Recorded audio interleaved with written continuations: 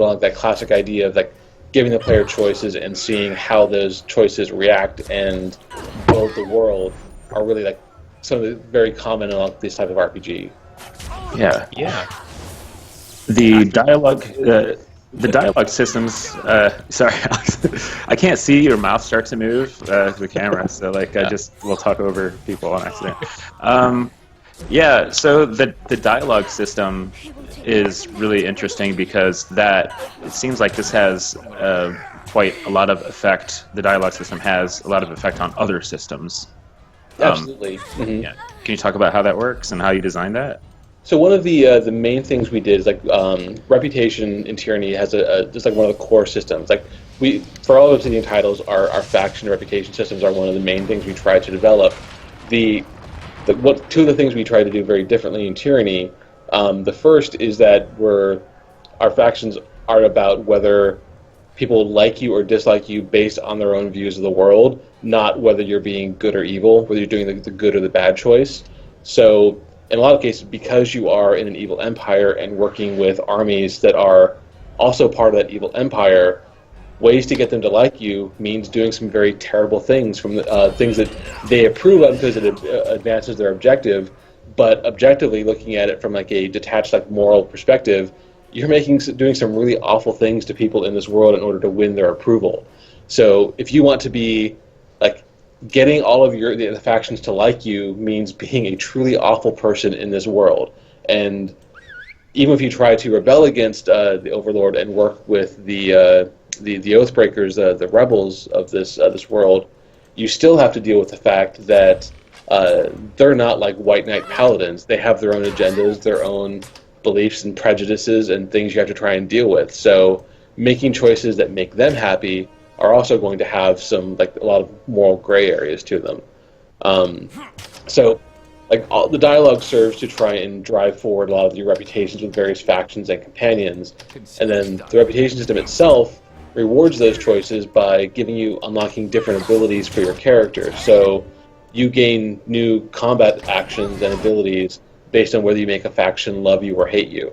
And so making allies with one faction will give you an ability, but on a different playthrough, if you make that faction your enemy, you get a very different ability unlocked. So you have very different options that how your character will grow and change in the game based on how your companions and the various factions you deal with feel about you.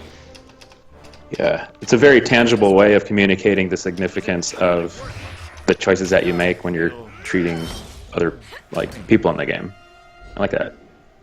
Yeah. So we wanted to.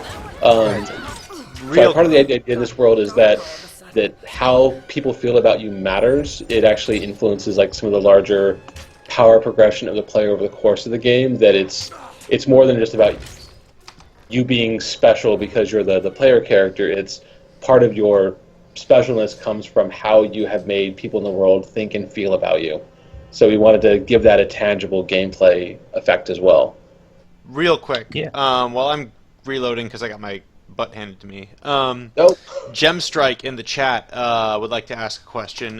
They want to ask about the pre-production, if any, that was done for the level design of this game, which I'll build on that question and say level design for these games is interesting because I've been conscious of it as we play. And there's very often it's so kind of on the surface. Like there was one zone I walked into where I saw where I needed to go, but I could tell I couldn't get there just by walking right there, so I had to walk around. And so that it felt obvious to me, but I'm also early in the game, so maybe that part was meant to be more obvious to teach players about navigating these spaces. Yeah, definitely. One of the challenges of these types of game is with the fixed isometric perspective of the camera. There has to be a lot of we have to be very careful with layout to make sure that players understand the relationship of things to each other, both with vertical space and how things are laid out horizontally. Now, obviously, having a lot of people at the company worked on games from Baldur's Gate to Icewind Dale to Pillars of Eternity, there's a lot of experience in how to lay out these levels, so that obviously helped in solving a lot of these challenges. But definitely when we're looking at trying to convey the sense of structures like castle walls and things like that, we have to be careful to make sure that different layouts work well. And a lot of our levels, we we started out with just a very quick block-out phase, like very, very rough, untextured geometry that we just render out, get into the game as quickly as possible so that we can start running around it and seeing how the space feels and whether the different relationship of the different spaces works in our environment. And in a lot of cases, we'll do a quick block out and run around and go like, oh, this feels awful. This makes no sense whatsoever. And have to do some iterations and adjustments to get that to feel good. And then once we've got it like decent at the block out stage, then the artists come in and actually like add things like texturing and lighting and proper propping to help really sell the space and the environment we're seeing. So I'm not sure if there's like more other things you were wondering about the pre-production for level design beyond that, but that's like kind of the high level, like 50-foot view of pre-production for levels. Not a problem, boss. Can we just talk for a minute about how cool the hyperlink text is in the text? Like, it's hard for me. I'm sure you have a word for this internally. Like, what is it? What is the deal with the text where you can like mouse over and then it reveals more like for lore, for lack of a better word? Like, tell me more about that, because that is such a small but significant change to the way this game is designed that I think makes it much better. Yeah, I think it's one of the things that we added. It's one of the benefits of being the game the second game that came out using this engine after Pillars of Eternity. As we were playing it as a team, because as Pillars were getting closer to release, we organized like a couple of company-wide play days of the game where people could play through the game. And actually, the Tyranny team was great. Owners allowed us to spend a week playing Pillars of Eternity, where we just stopped working on Tyranny and just played Pillars for a week, so everyone on the team got a sense of how Pillars had shaped up in the months since we last played it, and as we were getting closer to release, how the game overall was shaping up. And like one of the things that we were like really noticed was just Pillars obviously is a brand new IP. There's a lot of lore that's being like thrown at players very early on, and it can be very daunting, especially if you're not used to this type of game, to really understand all of the different concepts for a game. And one of the things that we have been finding in our own playthroughs is that, especially early on in the game in Act 1, like with the Disfavored, the Scarlet Chorus, and the various groups we were talking about, there was a lot of information that we were giving people right up front, and it was hard, even though that we all knew it, we've been living with it for years developing the game, understanding and remembering the different factions could be challenging for a lot of people. So we were looking at ways to make it easier for people to remember who these different groups were. And we had the like our encyclopedia glossary system that we were using to have a lot of the lore available in game for people. And Pillars had actually had very much the same system of what we call the glossary text. They mainly used it for tooltips for stats and weapons in like item and ability tooltips, so that you could get more information on different stats. We took that and extended it to our conversations as well, and then added glossary entries for a lot of our factions that would display there. And that was kind of the first step we took to say, hey, if we have a link for this, like whenever you see Scarlet Chorus, we have that as a link that you can mouse over to see who these guys are. How much does that help? And we saw from various playtests that it added a ton for people understanding who the different factions were. Like when we would mention Grave and Ash, people could mouse over and say, oh, that's the general who's in charge of this favored. Okay, now I remember who he is and why this character cares about him. So that was kind of like step one. And then we were looking at, hey, we've got this hyperlink system. There's like one of the problems we were trying to solve is the whole, your character exists in this world and should know things about it, but you, the player, don't. And we can have like dialogue options where there's like, as you know, Bob, electricity works this way. But really, everyone should know what that is if they've been more than a day old in the world. So we're trying to figure out how do we solve that without having really awkward dialogue conversations that are just lore dumps. So we decided, okay. Did you say lore dumps? Sorry? That's good. I like that term. I'm just interjecting here. Lore dumps. That's a good yeah, regular lore dumps. Yeah, we don't like lore dumps either. Yeah. Like large conversations that just kind of exist to express background, we call lore dumps because we want to make sure that we're aware of them and we understand they're not great, so we try to avoid them as much as possible. So we looked at, okay, we have this hyperlink system. can we use that in more ways? And like if you play through the conversations, you see there's like two different colors of link text. There's like the gold text, which are our glossary entries that are procedurally generated, and then we have like these green hyperlink text as well. And those are things that only appear if you meet the requirements for them. So if you made the right choice earlier in the game or during character creation, you or have the right skills, you will see this hyperlink bit of text that if you mouse over, gives you even more information about the world.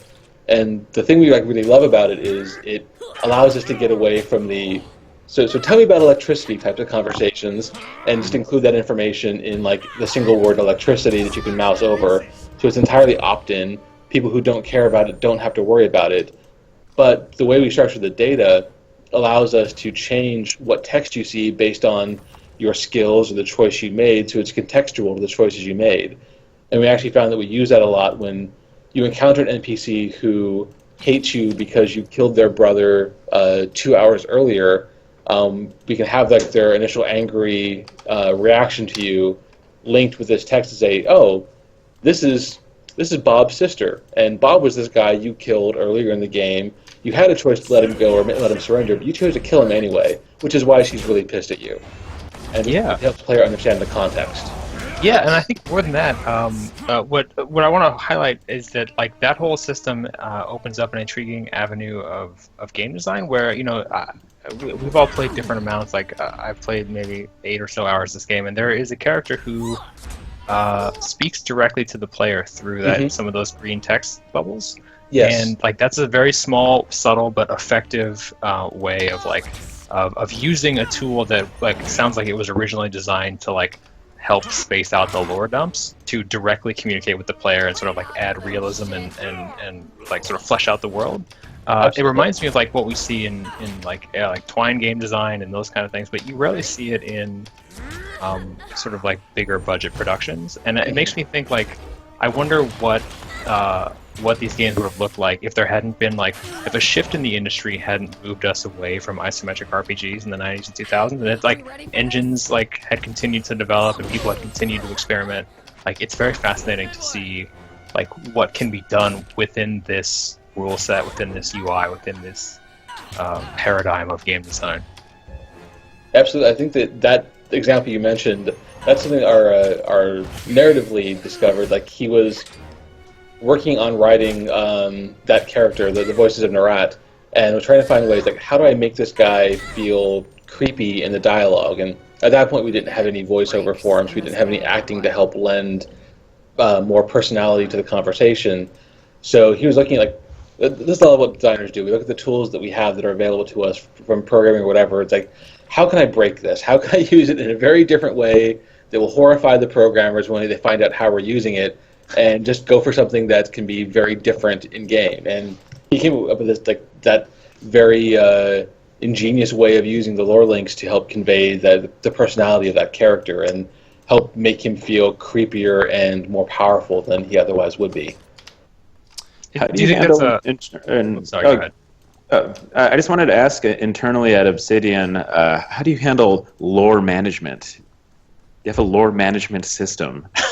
The lore manager. The LMS. It is, I mean, obviously it's a challenge. It's one of the things that, like within a single game, typically you have the people who are the lore keepers, people who know a lot about the lore. Like for Tyranny, it was obviously myself, our narrative lead, Matt McLean, our lead level designer, Constant.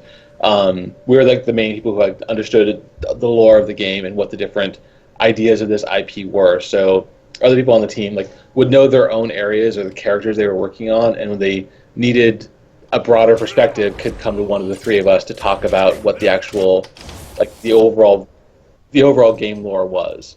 And then we have our we use Confluence for documentation for a lot of our projects now. So there's a lot of like just lore information that's contained on those wiki pages. That's here's all the information about the Disfavored and the Scarlet Course and the various characters for people to read up on and understand more about the game.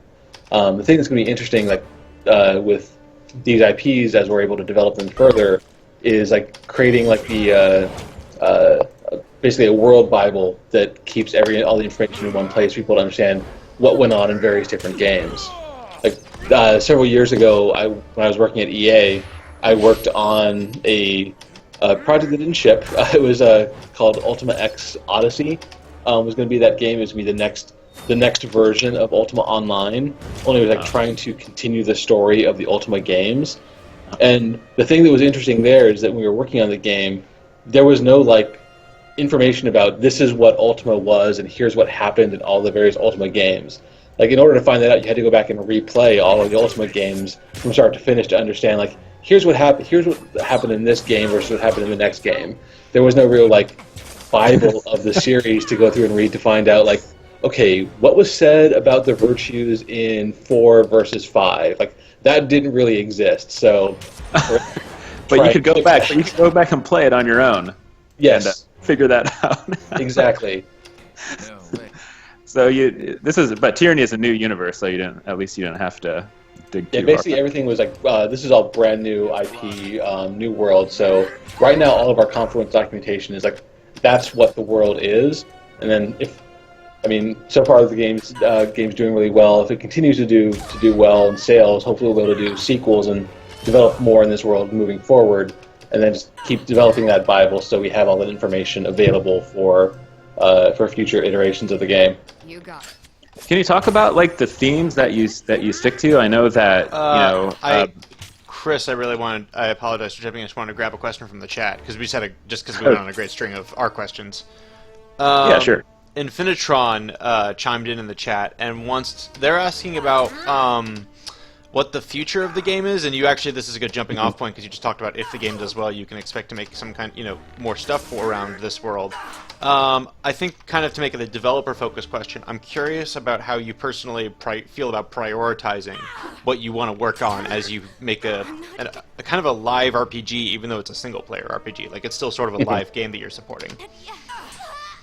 Yeah, definitely. So because this is a project, that we work with Paradox as a publisher on, some of that is stuff like I can't really necessarily talk about at the moment because we're still in discussion with Paradox about what that's going to be. Right. That's why I was thinking about even if you can't talk specifically, like what do you prioritize as a developer, kind of deal. So obviously we wanted, anything that we encounter from the community as like bugs that are affecting progression or the overall experience of the game, we want to try and address as soon as possible and get out in patches. Obviously, since it's a live game, the challenge becomes that every change we make, can't just test for that change itself. We have to look at how does this affect existing save games? How does this affect existing playthroughs? Like, for example, there was a bug that was reported by the community a few weeks ago that normally, if we'd found it before the game shipped, it would have been a 5 or 10 minute fix.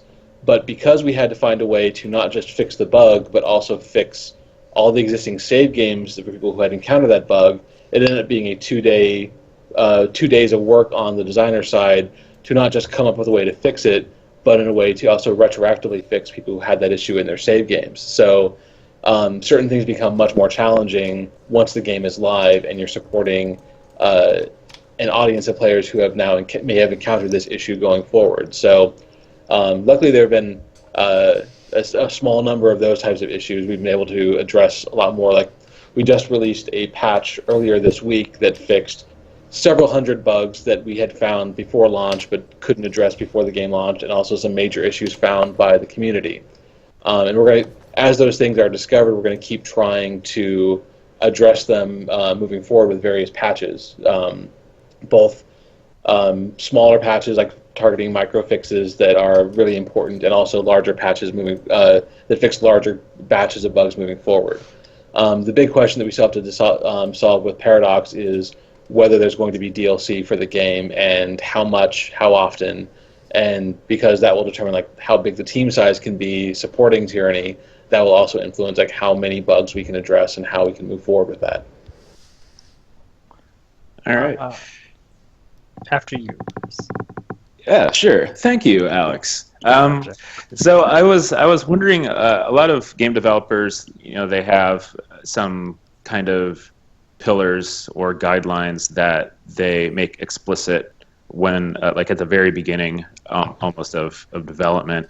And I was wondering if there are a few that you really tried to hammer home with your team to make sure to stick to throughout the development of Tyranny. So I